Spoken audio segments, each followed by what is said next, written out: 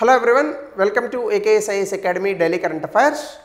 So ముందుగా నేను ఇచ్చిన క్వశ్చన్కి క్యాపిటల్ అకౌంట్లోకి ఏవి వస్తాయి? ప్రైవేట్ రెమిటాన్సెస్ ఇవి ఉన్నాయి కదా, ఇవి క్యాపిటల్ అకౌంట్లోకి రావు.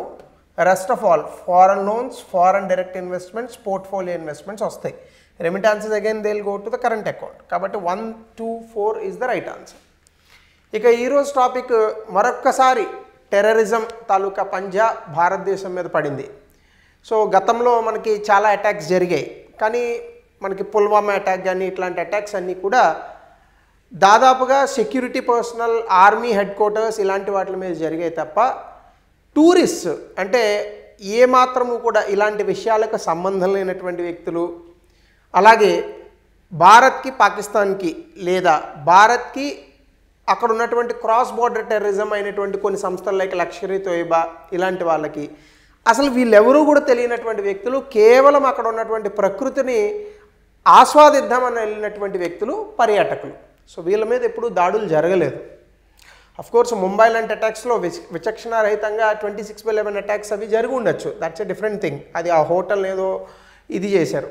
కానీ టెర్రరిస్టుల్ని బేస్ చేసుకొని, టెర్రరిస్ట్ ఎప్పుడు కూడా టూరిస్టులను బేస్ చేసుకొని వాళ్ళని ఇబ్బంది పెట్టి లేదా వాళ్ళని చంపాలని అనుకునేటటువంటి ఒక పిరికిపంద చర్య భారతదేశంలో చాలా అరుదైనటువంటి పరిస్థితుల్లో జరిగింది. సో ఇప్పుడు పహల్గామ్ అటాక్, ఇది బైసారన్ వ్యాలీ అని ఒకటి ఉంది. ఈ బైసారన్ వ్యాలీ శ్రీనగర్కి చాలా దగ్గరగా ఉంటుంది, అనంతనాగ్ రోడ్లో నుంచి. సో ఈ బైసారన్ వ్యాలీని ఏదో మిడోస్ అని అంటారు. అక్కడ చాలా పచ్చిక బయళ్ళు ఉంటాయి, దూరంగా చూస్తేనేమో మంచుకొండలు కనిపిస్తాయి. చాలా అద్భుతమైనటువంటి ప్రాంతం. భారతదేశంలో దీన్ని మినీ స్విట్జర్లాండ్గా పిలుస్తారు. ముఖ్యంగా పర్యాటకుల సందడి చాలా ఎక్కువగా ఉంటుంది. కానీ అలాంటి ఈ మిడోస్, ఆ పచ్చిక బయళ్ళు ఉన్నటువంటి ప్రాంతంలో అక్కడి నుంచి టెర్రరిస్టులు లోపలికి వచ్చి విచక్షణారహితంగా కాల్చడం ఒకటి. కానీ ఇక్కడ పేరు అడిగి చంపారట. ఒక ఆమె భర్తతో కలిసి 6 రోజుల క్రితమే మ్యారేజ్ అయిందట. ఈవెన్ హైదరాబాద్ నుంచి ఒక IB ఆఫీసర్ కూడా ఉన్నారు మరణించినటువంటి 26 మంది వ్యక్తుల్లో.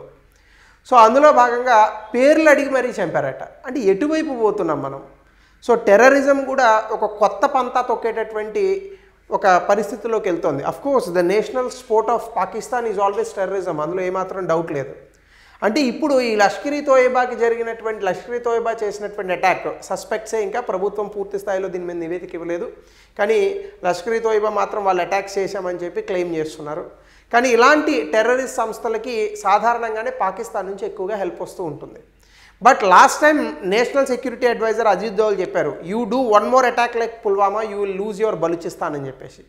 సో ఈ రకమైనటువంటి పరిస్థితుల్లో భారతదేశం మీద జరిగినటువంటి ఈ 26 మంది టూరిస్టులకి సంబంధించినటువంటి ఈ పహల్గామ్ అటాక్ ప్రపంచవ్యాప్తంగా ఈవెన్ ట్రంప్తో సైతం అందరూ కూడా ఈ అటాక్ని ఖండించారు.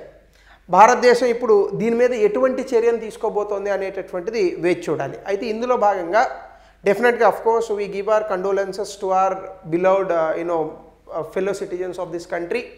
డెఫినెట్గా పిరికిపంద చర్య, టెర్రరిస్టులు అంటేనే పిరికి పందలు, చేతుల్లో గన్ ఉంటే ఎవరినైనా కాల్చొచ్చు, అందులో పెద్ద విషయం ఏం లేదు. సో కాబట్టి డెఫినెట్గా పిరికి పంద చర్య. ఆయుధాలు లేనటువంటి వ్యక్తుల చేతుల్లో ఆయుధాలు ఉన్నటువంటి వ్యక్తులు వచ్చి వాళ్ళని చంపుతున్నారంటే వాళ్ళు పిరికొల్లనే అర్థం, అందులో పెద్ద విషయం ఏముంది? ఇద్దరు కలబడ్డారనుకోండి, అది వేరే సంగతి. ఆయుధాలు లేనటువంటి వ్యక్తుల్ని, పర్యాటకుల్ని, ఏమాత్రం కూడా ఫిజికల్గా వాళ్ళతో దెబ్బలాడలేనటువంటి వ్యక్తుల్ని వచ్చి ఎక్కడి నుంచో ఒక బుల్లెట్ పెట్టి కాల్చి చంపడం అనేటటువంటిది అది పెద్ద ఏమి గొప్ప విషయం అని నేను అనుకోను. అది పిరికిపంద చర్య, వాళ్ళు పిరికి వాళ్ళు కూడా, అందులో ఏమాత్రం అనుమానం లేదు. అది ఒక దేశం సపోర్ట్ చేస్తున్నా, అక్కడున్న లోకల్ వ్యక్తులు సపోర్ట్ చేసినా, రేపు ఇంకొక రకంగా ఇంకొకటి సపోర్ట్ చేసినా ఎవరైనా పిరికోలే, అందులో ఏమాత్రం అనుమానం లేదు. అయితే ఈ పిరికిపంద చర్యలు భారతదేశంలో చాలా విప్లవాత్మకమైనటువంటి మార్పులు తీసుకొస్తాయి. ఎందుకు అంటే ఇటీవల కాలంలో మీ అందరికీ తెలుసు, భారతదేశం చాలా అద్భుతమైనటువంటి ఆర్థిక వ్యవస్థగా పెరుగుతోంది. ముఖ్యంగా అందులో 2 రంగాలు చాలా అద్భుతంగా ఉన్నాయి. ఒకటి టూరిజం సెక్టర్, అంటే పర్యాటక రంగం భారతదేశంలో చాలా విపరీతంగా పెరుగుతుంది ఇటీవల కాలంలో.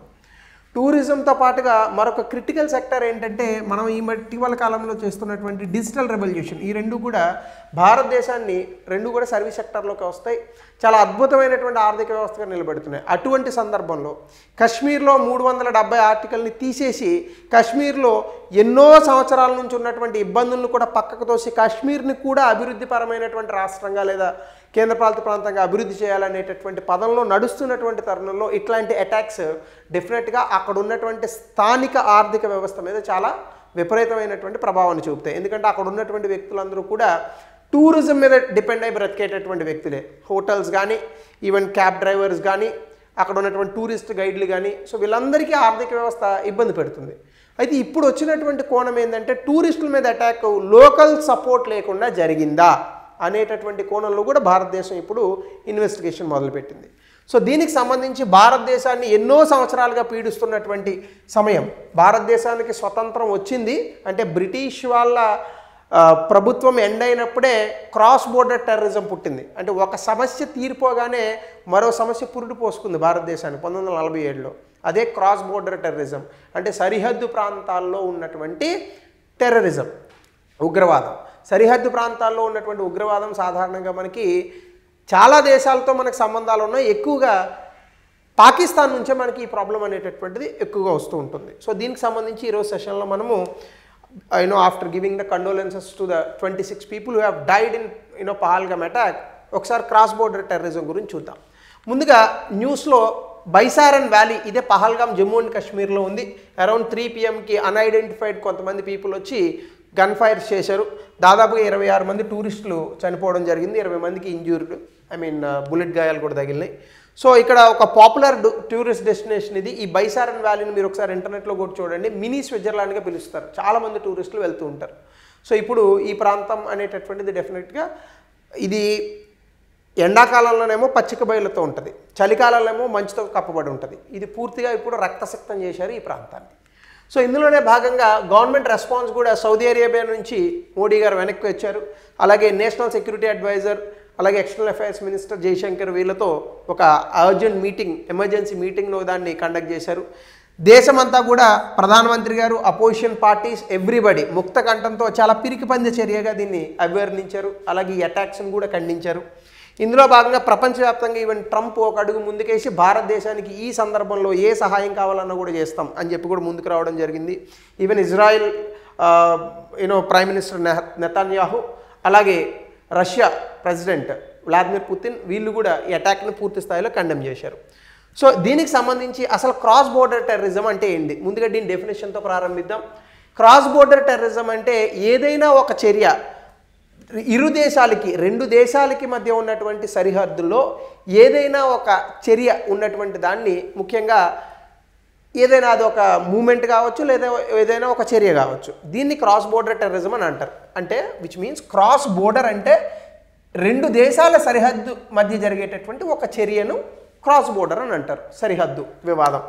క్రాస్ బోర్డర్ టెర్రరిజం అంటే ఏంటంటే ఒక దేశాన్ని ఉపయోగించుకుంటూ, అంటే ఇరు దేశాల మధ్య బోర్డర్ ఉంది, ఒక దేశం ఉగ్రవాదులను ఉపయోగించుకుంటూ మరొక దేశంలో రక్తసిక్తంగా మార్చాలి లేదా మరొక దేశంలో జనాల్ని చంపాలి అనేటటువంటి దానికి ఒక ఐడియాలజీ ఉంటుంది. ఏముంటుంది, దిక్కుమాల ఐడియాలజీ. జనాలను చంపడం ఏం ఐడియాలజీ అండి? ఇప్పుడు వాళ్ళు ఇప్పుడు వచ్చి దొంగచాటుగా చంపారు, మన వాళ్ళు డైరెక్ట్గానే కొడతారు. లాస్ట్ టైం చేయలేదా సర్జికల్ స్ట్రైక్స్, మళ్ళీ చేస్తారు ఇంకో సర్జికల్ స్ట్రైక్. తట్టుకునే కెపాసిటీ ఉందా పాకిస్తాన్కి? మీ బతుకంతా ఎంతసేపు అణ్వాయుధాలు సమకూర్చుకోవడమే, ఒక్క ఎకనామీ డెవలప్మెంట్ ఉండదు, ఆర్థిక వ్యవస్థను నిలబెట్టుకోవడం అని ఉండదు. ఆఖరికి పప్పులు ఉప్పులు బెల్లాల కోసం కూడా వేరే దేశాల వైపు చూడాల్సినటువంటి దిక్కుమాలిన పరిస్థితి. బట్ స్టిల్ ఆయుధాలు సమకూర్చుకోవడం, అద్భుతంగా డిఫెన్స్ ప్రొడక్షన్ కొనుక్కోవడం, భారతదేశాన్ని ఎప్పుడు ఇబ్బంది పెట్టాలని అనుకోవడం. బట్ అలా చేసినప్పుడు భారతదేశం ఏమైనా ఆగుతుందా? 3వ అతిపెద్ద ఆర్థిక వ్యవస్థగా అడుగులేస్తుంది. $4 ట్రిలియన్ దాటాము, $5 ట్రిలియన్ వైపు అడుగులేస్తున్నాం. 2047 కల్లా కనీసం $10-12 ట్రిలియన్ అయ్యేటటువంటి ఆర్థిక వ్యవస్థగా పరిగెడుతోంది. Where is Pakistan now? So కాబట్టి క్రాస్ బోర్డర్ టెర్రరిజంలో అంటే మనకేదో ఒక సామెత ఉంటుంది, ఏ ఆయుధం పట్టుకున్నవాడు దాంతోనే పోతాడని. ఈ పాకిస్తాన్ వాడు ఎంతసేపు ఆ టెర్రరిజంను పట్టుకున్నాడు, దాంతోనే పోతాడు వాడు. మొన్న జరిగిందిగా ఒక్కసారి పాకిస్తాన్ నుంచి కనుక ఆ ఇటీవల కాలంలో అటాక్స్ జరిగినటువంటి ఒక ప్రాంతం ఉంది బలూచిస్తాన్ అని, అది విడిపోయింది అనుకోండి, ఎందుకు పనికిరాదు పాకిస్తాన్ ఇంకా. సో కాబట్టి క్రాస్ బోర్డర్ టెర్రరిజంలో soil of one country is used to create terror in border countries. అంటే ఒక దేశ ప్రాంతం నుంచి మరొక దేశంలో ఉగ్రవాదాన్ని పెంపొందించడానికి ఉపయోగించేటటువంటి పద్ధతినే క్రాస్ బోర్డర్ టెర్రరిజం అని అంటారు. అలాగే గ్రే జోన్ కాన్ఫ్లిక్ట్ అని అంటారు. అంటే ఏంటంటే ఇది యుద్ధం చేసినట్టు కానీ డిక్లేర్డ్ వార్ కాదు. అంటే సాధారణంగా అప్రకటిత యుద్ధాన్ని క్రాస్ బోర్డర్ టెర్రరిజం అని అంటారు. అంటే వాడు డైరెక్ట్గా కొట్టలేడు. సో డైరెక్ట్గా కొట్టలేడు కాబట్టి ఏం చేస్తాడు, ఎవరినో ఒకరిని హైర్ చేసుకొని ఇంకో పలానా చోటుకి వెళ్ళి పలానా వాళ్ళని చంపిరండి అని చెప్పి చేస్తారనమాట. దాన్ని అన్డిక్లేర్డ్ వార్ అని అంటారు. ఇది ఒక హయ్యెస్ట్ ఫార్మ్ ఆఫ్ స్ట్రాటజీ. అంటే ఇది ఒక వ్యూహాత్మకమైనటువంటి పద్ధతుల్లో గెరిల్లా వార్ఫేర్స్ లాగా ఇది. అంటే ఎవరు టెర్రరిస్టులు అనేది తెలియదు, వీళ్ళు జనజీవన స్రవంతిలో ఉంటారు, వస్తారు, ఒకరినిద్దరిని చంపుతారు, వాళ్ళ తాలూకా గుర్తింపుని వేసుకుంటూ ఉంటారు, ప్రపంచం కాసేపు వాళ్ళని తూ అని ఊస్తుంది. సో దానికోసం వాళ్ళ తప్పనంతే. సో దీని తర్వాత దేశంలో ఒక అల్లకల్లోలమైనటువంటి పరిస్థితులు సృష్టించాలనేటటువంటిది వీళ్ళ యొక్క ఆలోచన. సో దీన్ని క్రాస్ బోర్డర్ టెర్రరిజం అని అంటాం. అయితే దీనికి సంబంధించి 2002లో మనం చట్టాన్ని కూడా తీసుకొచ్చాం, ప్రివెన్షన్ ఆఫ్ టెర్రరిజం యాక్ట్ అని. అంటే దేశంలో జరుగుతున్నటువంటి ఉగ్రవాద చర్యలు ఏవైతే ఉంటాయో వీటిని అడ్డుకోవాలనేటటువంటి ఉద్దేశంతో తీసుకొచ్చారు. ఇది బేసికల్గా ఏంటంటే టెర్రరిస్ట్ యాక్టివిటీ అంటే ఉగ్రవాద చర్య అనేటటువంటి దానికి ఒక డెఫినేషన్ ఇస్తుంది నిర్వచనాన్ని. అదేంటి, దేశం తాలూకా ఐక్యత, సమగ్రత, భద్రత, అలాగే దేశం తాలూకా సార్వభౌమ అధికారాన్ని ఉగ్రవాద మైండ్ సెట్తో కనుక ఏదైనా చేయాలని అనుకుంటే దాన్ని టెర్రరిస్ట్ యాక్టివిటీగా వివరణిస్తుంది. ఇందులో మీరు ఏవైనా బాంబులు వాడచ్చు, లీతల్ వెపన్స్ వాడచ్చు, మరొక ఏదైనా హజార్డస్ సబ్స్టెన్స్ ఒక వ్యక్తిని చంపడానికి అవసరమయ్యేటటువంటి వస్తువులను వాడితే సో దీన్ని ఉగ్రవాద చర్యగా భావిస్తారు. అది వస్తువుని మనిషిని చంపడమే కాదు, ఆస్తుల ధ్వంసం కూడా ఇందులో భాగం అవుతుంది. అలాగే సిస్టమాటిక్ యూజ్ ఆఫ్ వైలెన్స్ అంటే ఇది ఒక పద్ధతి ప్రకారం చేసేటటువంటి హింసాత్మకమైనటువంటి చర్య అన్నమాట. ఇందులో భాగంగా ఏముంటుంది, it is a systematic violence against the intimidating population. అంటే ఇప్పుడు బేసికల్గా పహల్గామ్లో అటాక్ తాలూకా ముఖ్య ఉద్దేశం ఏంటి, ప్రజల్ని భయభ్రాంతులకు గురి చేయడము, అలాగే అక్కడ ఉన్నటువంటి ప్రాంతంలోకి ఎవరు పోకుండా ఉంచడం. నువ్వు ఆపగలవా అంటే 26 మందిని చంపితే దేశం భయపడిపోతుందని అనుకుంటే ఎంత అద్భుతమైన మైండ్ సెట్ మీది. వాళ్ళకి ఈ భాష అర్థం కాబట్టి వేరే విషయం, కానీ ఇంగ్లీష్లో కూడా చేస్తాను ఈ క్లాసు. సో అంటే ఒక 26 మందిని కనుక చంపితే దేశంలో చాలామంది భయపడిపోయి ఈ ప్రాంతాన్ని వదిలిపెడతారని అనుకోవడం ఎంతవరకు ఎంత అద్భుతమైన ఆలోచనలు, మట్టి బుర్రలు అంటారు దాన్ని. కానీ అట్లాంటివే చేసి ప్రజల్ని భయభ్రాంతులకు గురి చేయడం, లేదా ప్రభుత్వాన్ని రాజకీయంగానో లేదా ఐడియాలజికల్గానో లేదా మరొక మతపరంగానో వాళ్ళ తాలూకా గోల్స్ అండ్ అచీవ్మెంట్స్ని రీచ్ అవ్వడాన్ని ఈ టెర్రరిస్ట్ యాక్టివిటీగా మనం చెప్పొచ్చు. అయితే క్రాస్ బోర్డర్ టెర్రరిజంలో అన్కన్వెన్షనల్ టాక్టిక్స్ కూడా క్రాస్ బోర్డర్ టెర్రరిజంలో భాగమే. మనుషులను చంపడమే కాదు, సైబర్ అటాక్స్ అంటే పాకిస్తాన్ నుంచి ఇండియాలో ఉన్నటువంటి ఏదో వెబ్సైట్ని హ్యాక్ చేశారనుకోండి, అది కూడా క్రాస్ బోర్డర్ టెర్రరిజం కింద లెక్క వస్తుంది. అలాగే పొలిటికల్ వార్ఫేర్ అంటే రాజకీయంగా కూడా దెబ్బతీయడం, అట్లాగనే పర్సెప్షన్ వార్ ఒక టైప్ ఆఫ్ ఐడియాలజీని క్రియేట్ చేయడము, లేదా ఆర్మ్డ్ ప్రాక్సీ ఫైటర్స్. ఇప్పుడు పాకిస్తాన్ చేసేది ఇదే, వాడు డైరెక్ట్గా కొట్టాడంటే దమ్ము లేదు కాబట్టి ఏం చేస్తాడు, కొంతమంది టెర్రరిస్టులు హైర్ చేసుకుంటాడు, హైర్ చేసుకొని ఇంకో ఇండియాలో పలానా ప్రాంతంలో వెళ్ళి అటాక్స్ చేయండి అని చెప్తూ ఉంటారు. సో దీనికి క్రాస్ బోర్డర్ టెర్రరిజం అని పెడతాము. దీన్ని 2002లో ప్రతిఘటించడానికి గాను ఈ చట్టాన్ని తీసుకొచ్చాం.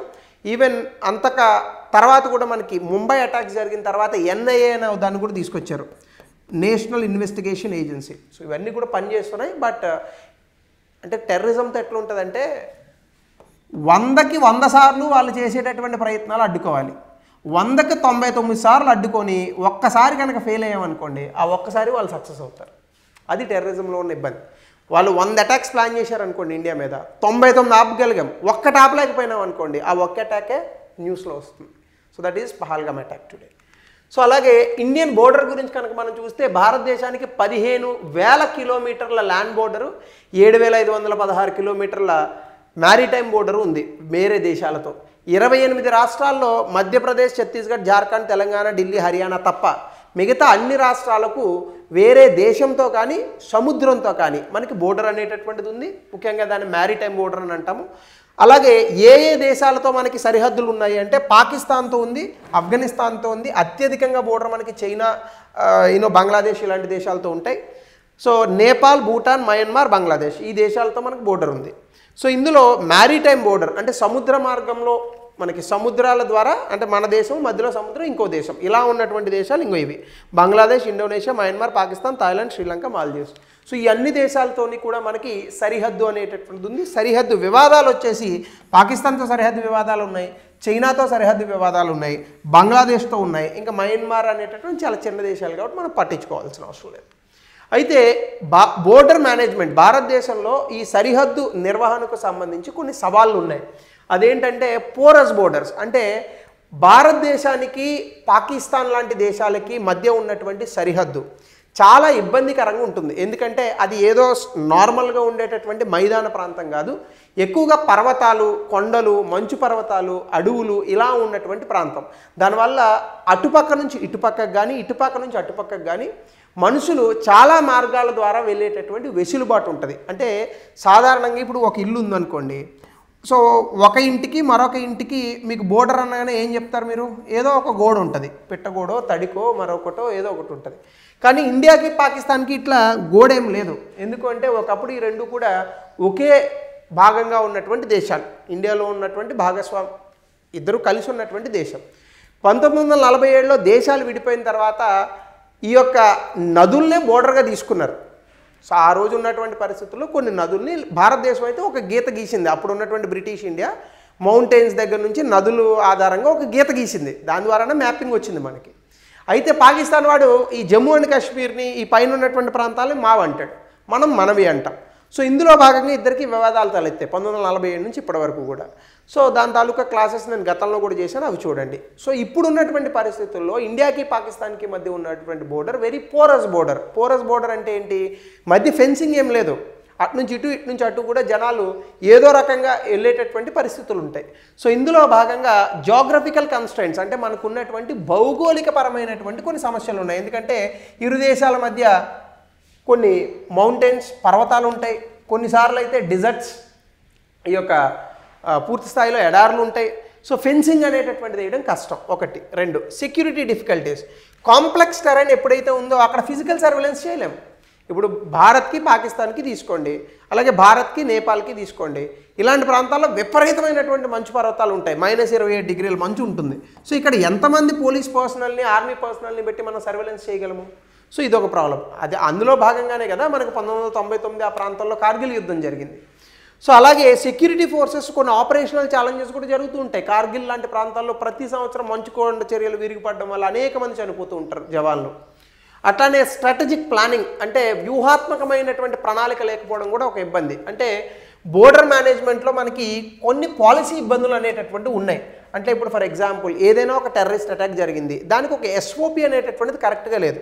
ఇది మనకి ముంబై అటాక్స్లో చాలా క్లియర్గా బయటకు వచ్చింది. ఎందుకంటే 26/11 అటాక్స్, ముంబై అటాక్స్ జరిగి ఈ కసబ్ వాళ్ళు ఆ తాజ్ హోటల్ని ఆక్రమించుకున్నప్పుడు ఎవరు పోవాలా? ఫస్ట్ CAPF వాళ్ళు పోవాలా, లేదా అక్కడ ఉన్నటువంటి లోకల్ పోలీస్ వాళ్ళు పోవాలా? ఇవన్నీ చూడాల. వెంటనే BSFని తీసుకొచ్చారు, మళ్ళీ బోర్డర్ సెక్యూరిటీ ఫోర్స్ని, అలాగే బ్లాక్ కమాండోస్ ఉంటారు కదా వాళ్ళని తీసుకొచ్చారు. సో వాళ్ళు కాదు కదా ఫస్ట్ ఎవరు రియాక్ట్ అవ్వాలి. అదే మీరు యునైటెడ్ స్టేట్స్ ఆఫ్ అమెరికాలో అనుకోండి, మీకు ఇప్పుడు ఫర్ ఎగ్జాంపుల్ ఆ దేశం మీద ఏదైనా టెర్రరిస్ట్ అటాక్ జరిగితే ఫస్ట్ 5 మినిట్స్లో ఎవరు రియాక్ట్ అవ్వాలి, నెక్స్ట్ 10 మినిట్స్లో ఎవరు రియాక్ట్ అవ్వాలి, అలాగే ఎయిర్ ఫోర్స్ని ఎప్పుడు తీసుకురావాలి, ఇవన్నీ కరెక్ట్గా ఉంటాయి వాళ్ళకి. మీకు అమెరికా మొత్తం మీద ఎక్కడ అటాక్ జరిగినా 2 నిమిషాల్లో ప్రెసిడెంట్ని తీసుకెళ్ళి బంకర్లో పెడతారు అమెరికాలో. సో వాళ్ళకి అట్లాంటి స్టాండర్డ్ ఆపరేటింగ్ ప్రొసీజర్ ఉంది కాబట్టే మీరు క్లియర్గా చూడండి, అమెరికాలో 9/11 అటాక్స్ తర్వాత అంత పెద్ద అటాక్ మళ్ళీ జరగల. అంటే వాళ్ళు ఎంత సర్వేలెన్స్, మనకన్నా పెద్ద దేశం కాకపోతే సంపన్నమైనటువంటి దేశం. సో ఆ టైప్ ఆఫ్ విధానాలను తీసుకురావాలి, అందులో కొన్ని లోపాలు ఉన్నాయి. అలాగే నాన్ స్టేట్ యాక్టర్స్ ఇన్వాల్వ్మెంట్ అంటే కొన్ని చోట్ల మనకి టెర్రరిస్ట్ గ్రూపులు విడిగా ఉన్నప్పటికీ ఎక్కువగా పాకిస్తానీ టెర్రరిస్ట్ గ్రూపులను సపోర్ట్ చేస్తూ ఉంటుంది. ఎందుకంటే సెషనిస్ట్ మూవ్మెంట్లు చేసి భారతదేశం నుంచి ఎంతో కొంత భూభాగాన్ని తీసేయాలనేటటువంటి దాని యొక్క ముఖ్య ఉద్దేశం. But it is not that possible. ఎందుకంటే పాకిస్తాన్ కన్నా ఇండియా చాలా పెద్ద దేశం, బలమైనటువంటి దేశం, ఆర్థికంగా డబ్బులు ఉన్నటువంటి దేశం. సో నువ్వేం చేస్తావు ఇండియాని? అలాగే క్రాస్ బోర్డర్ టెర్రరిజంలో సాధారణంగా Jammu and Kashmir, north east రీజియన్స్ని ఎక్కువగా తీసుకుంటూ ఉంటారు. ఎక్కువగా జమ్మూ అండ్ కాశ్మీర్లోనే మనకి ఈ క్రాస్ బోర్డర్ టెర్రరిజంకి సంబంధించి సమస్యలు తలెత్తుతూ ఉంటాయి. అలాగే ఇంటర్నల్ సపోర్ట్ నెట్వర్క్స్, చాలాసార్లు లోకల్ రెసిడెంట్స్ ఈ టెర్రరిస్టులకి సపోర్ట్ చేస్తారు. మనం అనుకుంటూ ఉంటాం చాలాసార్లు జమ్మూ అండ్ కాశ్మీర్లో ఈ టెర్రరిస్టులను సపోర్ట్ చేసేటటువంటి కొంతమంది వ్యక్తులు, అందరూ కాదు, చాలా తక్కువ మంది ఉంటారు, పర్సంటేజ్లు కూడా చెప్పలేము మనం. ఇట్లాంటి వ్యక్తులు కూడా మనం అర్థమయ్యేలా చెప్పాల్సినటువంటి విషయం ఏంటంటే త్రూ సోషల్ మీడియా ద్వారా లేదా మరొక దాని ద్వారా కూడా, do really Pakistan government are the country as Pakistan as a country రియల్గా వాళ్ళు పాకిస్తాన్ జమ్మూ అండ్ కాశ్మీర్లో వెల్ఫేర్ని తీసుకురావాలి, డెవలప్మెంట్ని తీసుకురావాలన్న ఆలోచన ఉందంటారా వాళ్ళకి? ఆ రోజుల్లో హైదరాబాద్లో నిజాం కూడా పాకిస్తాన్తో కలుద్దామని అనుకున్నాడు, కలిసి ఉంటే ఎట్లుండేది ఈరోజు? వాళ్ళకే దిక్కులేదు తినడానికి. సో వాడు ఇంకా వచ్చి జమ్మూ అండ్ కాశ్మీర్లో వెల్ఫేర్ ఏం చేస్తాడు? అంటే పాకిస్తాన్తో కలిసి ఉంటే జమ్మూ అండ్ కాశ్మీర్కి అభివృద్ధి వస్తుందా, ఇండియాతో కలిసి ఉంటే వస్తుందా? ఖచ్చితంగా వస్తుంది. దానికి బెస్ట్ ఎగ్జాంపుల్ ఇప్పుడు భారతదేశంలో జరుగుతున్నటువంటి అభివృద్ధి వెంటనే జరగదు, చాలా టైం పడుతుంది. అమెరికా లాంటి దేశం ఇప్పుడు ఇంత సంపన్నమైన దేశంగా మారడానికి 250 సంవత్సరాలు పట్టింది. మనకి ఎన్ని సంవత్సరాలు అయింది స్వతంత్రం వచ్చి? 75 ఏళ్ళు, 76 ఏళ్ళు, 77 ఏళ్ళు అటు ఇటుగా. 47 2025 అంటే 78 సంవత్సరాలు అవుతుంది ఈ ఇయర్తో కలుపుకొని. సో 250 సంవత్సరాలు పట్టింది అమెరికాకి. కానీ అమెరికాలో రీసోర్సెస్ ఎక్కువ, జనాభా తక్కువ. 1776 ఆ ప్రాంతంలో కదా అమెరికాకి స్వతంత్రం వచ్చింది. సో అప్పటి నుంచి ఇప్పటికి చూసుకోండి దాదాపు 250 సంవత్సరాలు ఉంటుంది అమెరికా. ఇండియాకి స్వతంత్రం వచ్చి 78 సంవత్సరాలు అయింది. వెంటనే డెవలప్మెంట్ ఎక్స్పెక్ట్ చేస్తే ఎట్లా? పోనీ 1947లో మనము పాకిస్తాన్ ఒకే రకంగా బయలుదేరాం. ఎక్కడున్నాడు పాకిస్తాన్? వాటి క్రికెటర్స్ కూడా జీతాలు ఇచ్చుకోలేనటువంటి పరిస్థితి అట్లుంటుంది. సో కాబట్టి జమ్మూ అండ్ కాశ్మీర్ నిజంగా పాకిస్తాన్ చేతిలోకి వెళ్తే అభివృద్ధి సాధ్యమా? సో జమ్మూ అండ్ కాశ్మీర్ ప్రజలు ఇది అర్థం చేసుకోవాలా. జమ్మూ అండ్ కాశ్మీర్ని కనుక పాకిస్తాన్ చేతిలో పెడితే అభివృద్ధి సాధ్యమా? And really do Pakistan care about Jammu and Kashmir people? నిజమని అనుకుంటే వాళ్ళు చస్తే ఏంది, బతికితే ఏంది, అక్కడ టెర్రరిజంని సృష్టించాలా, సో ఈ రక్తాన్ని ఏర్లే పారించాలనే తప్ప ప్రజలకు ఏదన్నా చేయాలనేటటువంటి ఆలోచన ఉందా? సో కాబట్టి ఈ లోకల్ రెసిడెంట్ సపోర్ట్ అనేటటువంటిది ఖచ్చితంగా కొంత ఉందని సస్పెక్ట్ చేస్తున్నారు. ఇది కొంత జరుగుతుంది పోలరైజేషన్లో భాగంగా. అలాగే ఎథ్నిక్ టైస్, ఎప్పటి నుంచో ఉన్నటువంటి సంబంధాలు, ఫినాన్షియల్ ఇన్సెంటివ్స్, కొంతమంది డబ్బు ఇచ్చి లొంగ తీసుకుంటారు, అలాగే కొంతమందిని భయపెడతారు, అలాగే డిస్ట్రక్ట్ ఇన్ గవర్నెన్స్, అక్కడ ఉన్నటువంటి పరిపాలన మీద అవగాహన లేకపోవడం ప్రజలకి, ఇవన్నీ కూడా కొన్ని కారణాలు. వీటినన్నింటినీ మనం చాలా జాగ్రత్తగా కౌంటర్ చేయాలి. అలాగే కరప్షన్ అమంగ్ అఫీషియల్స్, అంటే ఎంత అద్భుతంగా మనం ఉన్నా భారతదేశంలో ఏ దేశంలో అయినా ఉంటారు, దేశాన్ని పట్టించుకోకుండా ఇల్లీగల్గా అంటే చట్ట వ్యతిరేకంగా అక్కడి నుంచి కొంతమంది వ్యక్తుల్ని భారతదేశంలోకి తీసుకొచ్చేటటువంటి వ్యక్తులు కూడా ఉంటారు. సో ఇవన్నీ అందులో భాగం. మీరు చూడండి, ట్రంప్ ఉన్నాడు, మొన్న ఇల్లీగల్ మైగ్రెంట్స్ ఆఫ్ అమెరికాని వెంటనే ఫ్లైట్ వేసి వెనక్కి పంపించాడు. భారతదేశంలో ఎంతమంది ఉన్నారు ఇల్లీగల్ మైగ్రెంట్స్? రోహింగ్యా ప్రాంతం నుంచి వచ్చినటువంటి వ్యక్తులు ఉన్నారు, మయన్మార్ నుంచి. మళ్ళీ ఇదన్నీ మాట్లాడామనుకోండి మనము, అదిగో మీరు పలానా జాతికి వ్యతిరేకం, పలానా దీనికి వ్యతిరేకం అని అంటుంటారు. అది కాదు, మీరు దేశం గురించి ఆలోచించండి. దేశంలో ఎవడు ఉండాలా? ఆ దేశానికి సంబంధించిన పౌరులు ఉండాలా. ఆ దేశం కానటువంటి పౌరులను ఎందుకు పెట్టుకోవాలి మనము? అసలు ఆ పాలసీకే మనం సంతకం కూడా పెట్టలే నెహ్రూ గారు. స్టార్టింగ్లో మైగ్రెంట్స్ అని యునైటెడ్ నేషన్స్లో ఒక పాలసీ వస్తుంది, దానికి ఇండియా సంతకం పెట్టలే. మా దేశంలోనే జనాభా ఎక్కువ, మేము వేరే దేశాల నుంచి ఎక్కడ తీసుకుంటాము? సో ఈ దేశంలో ఉన్నటువంటి ఇల్లీగల్ మైగ్రెంట్స్ని ఫస్ట్ పట్టుకోవాలా, వాళ్ళ దేశాలకు తరలించాలి వాళ్ళని. సో ఇవన్నీ కూడా ఇబ్బందులు ఉన్నాయి ఖచ్చితంగా. సో క్రాస్ బోర్డర్ టెర్రరిజం ఇండియాలో కనుక మనం చూసుకుంటే, ఇండియా పాకిస్తాన్కి బోర్డర్ దాదాపు 3300 కిలోమీటర్లు ఉంది. ఇంకో ఈ ప్రాంతాల నుంచి వెళ్తూ ఉంటుంది. డైరెక్ట్ యాక్సెసిబిలిటీ ఉంది, మోడర్న్ టెక్నాలజీ ఇవన్నీ ఇంక్రీజ్ చేశారు. క్రాస్ బోర్డర్ టెర్రరిజం ఎక్కువగా పాకిస్తాన్కి చెందినటువంటి టెర్రరిస్ట్ గ్రూప్స్ ఏవైతే ఉన్నాయో, లష్కర్-ఈ తోయిబాని మనం బ్యాన్ చేసాం, పాకిస్తాన్ వాడు హెల్ప్ చేస్తూ ఉంటాడు.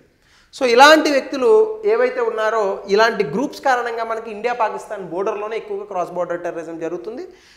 ఖచ్చితంగా పాకిస్తాన్ మనకి ఆ విషయంలో సహకరించకపోవడం వల్లే భారతదేశంలో ఈ అటాక్స్ అయితే జరుగుతున్నాయి. 1 2 ఇండియా బంగ్లాదేశ్ 4000 కిలోమీటర్లు ఉంది. ఇంకో ఈ రాష్ట్రాల నుంచి అది వెళ్తూ ఉంటుంది. టెరైన్స్లో మనకి నదులు ఉన్నాయి, పర్వతాలు ఉన్నాయి, అడవులు ఉన్నాయి, అలాగే ప్లెయిన్స్, కొన్ని మైదాన ప్రాంతాలు ఉన్నాయి. దీనివల్ల అటు నుంచి ప్రజలు చాలా ఈజీగా భారతదేశంలోకి ఎంటర్ అవుతూ ఉంటారు. ఇల్లీగల్ మైగ్రేషన్ అంటే బంగ్లాదేశ్ నుంచి మనకి టెర్రరిజం ముప్పలేదు, కానీ చట్ట వ్యతిరేకంగా ప్రజలు వచ్చి భారతదేశంలో నివసించేటటువంటి పరిస్థితులు, ముఖ్యంగా అస్సాం లాంటి ప్రాంతంలో, వెస్ట్ బెంగాల్ లాంటి ప్రాంతంలో ఎక్కువగా బంగ్లాదేశీలు వచ్చి నివసిస్తున్నారు. అస్సాంలో అదే ప్రాబ్లం. అస్సాంలో ఎప్పుడు ఇదే ఉంటుంది. ఇఫ్ యూ సీ, మనం ఒక పావుని లేదా ఒక బంగ్లాదేశీ వ్యక్తిని ఉంటే ముందు ఆ బంగ్లాదేశీ వ్యక్తిని చంపండి అంటారు అక్కడ. సో అట్లాంటి పరిస్థితులు. అలాగే ఇండియా చైనా 3400 కిలోమీటర్ల బోర్డర్, మనకి హైయెస్ట్ బోర్డర్ బంగ్లాదేశ్తోనే ఉంటుంది. సో ఇండో చైనా బోర్డర్లో కూడా ఈ పైన ఉన్నటువంటి స్టేట్స్ ఉంటాయి. సాధారణంగా లెస్ ప్రోన్ టు మైగ్రేషన్, ఎందుకంటే హిమాలయాలు అడ్డు ఉంటాయి కాబట్టి మనకి ఇబ్బంది ఉండదు. సో కాబట్టి కాన్స్టెంట్ మిలిటరీ విజిలెన్స్ కూడా ఉంటుంది. కాకపోతే మనకి టెరిటోరియల్ డిస్ప్యూట్స్లో మాత్రము అరుణాచల్ ప్రదేశ్లో ఉన్నటువంటి కొంత ప్రాంతాన్ని, పూర్తి అరుణాచల్ ప్రదేశ్ని చైనా తన భూభాగం అని అంటూ ఉంటుంది. అలాగే అక్షయ్ చిన్ గ్లేషియర్ 1962 యుద్ధంలో వాళ్ళు ఆ ప్రాంతాన్ని గెలుచుకున్నారు మన దగ్గర నుంచి, లేదా మనం ఓడిపోయాం.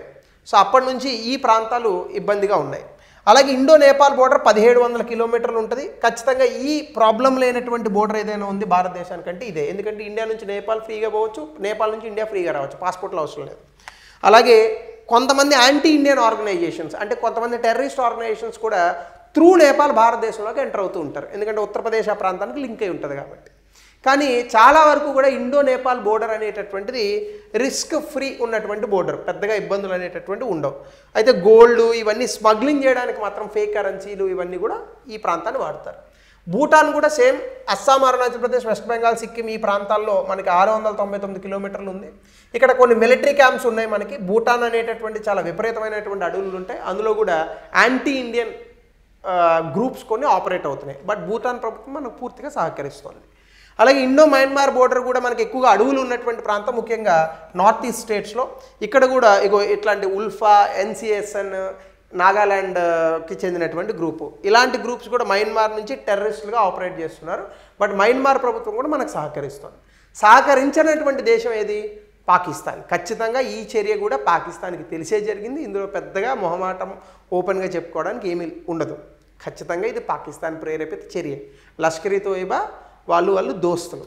సో దీన్ని ఖచ్చితంగా ఆశిద్దాం, ఒక మంచి సమాధానమే చెప్తాం. సో దీనికి సంబంధించి ఒక క్వశ్చన్ ఇచ్చాను, ఆన్సర్ని కమెంట్ సెక్షన్లో తెలపండి. ఉగ్రవాద యొక్క సంక్లిష్టత, తీవ్రత, అలాగే దాని తాలూకా సంబంధాలను విశ్లేషించండి. ఉగ్రవాద ముప్పును నిర్ణయించడానికి తీసుకున్నటువంటి చర్యలను సూచించండి. 200 పదాల్లో గతంలో ఇచ్చిన క్వశ్చన్. అలాగే ఈ పహల్గామ్ అటాక్ పైన మీ అభిప్రాయాన్ని కూడా దయచేసి కమెంట్ సెక్షన్లో పెట్టండి with your condolences. So thank you, have a nice day.